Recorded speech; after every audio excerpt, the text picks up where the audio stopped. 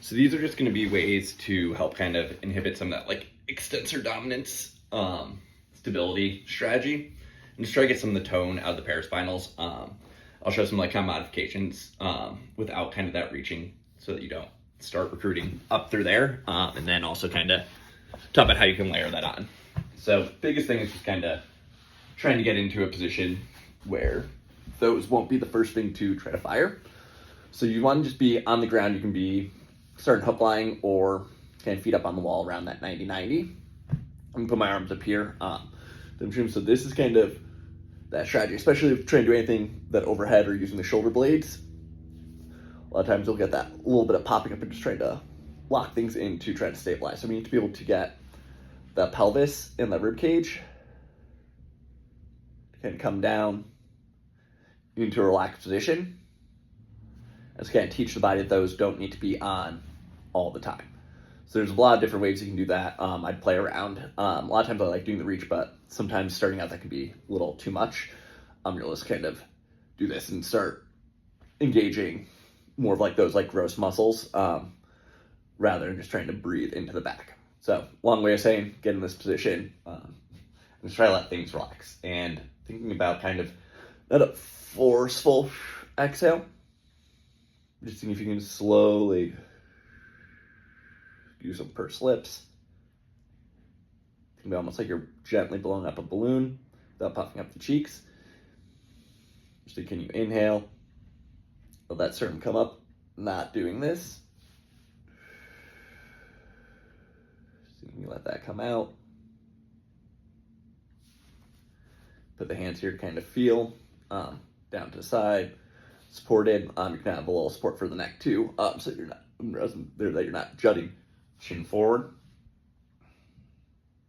Then you're going to think about pelvis. I like thinking just feeling that contact with the feet, not pressing in. And you want to think about, can you just slowly, as you exhale, let the low back kind of come a little flatter to the ground.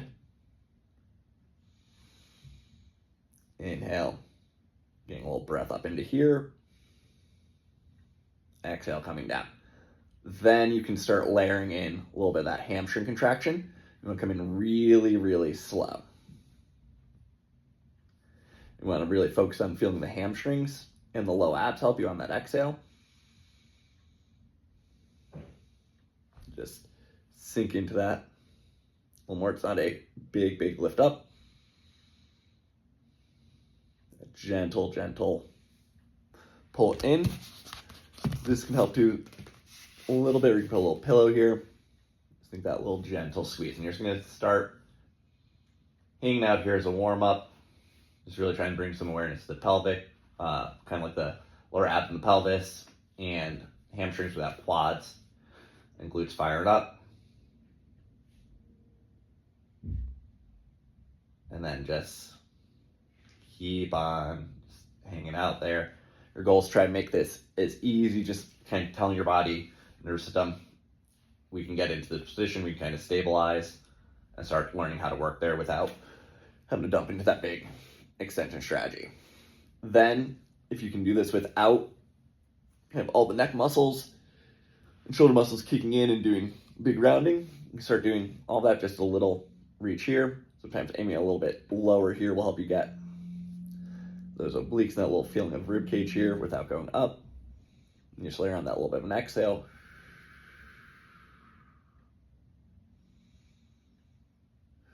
Just trying to almost settle into here with subtle work. Open up the sternum. Exhale, bring the rib cage down.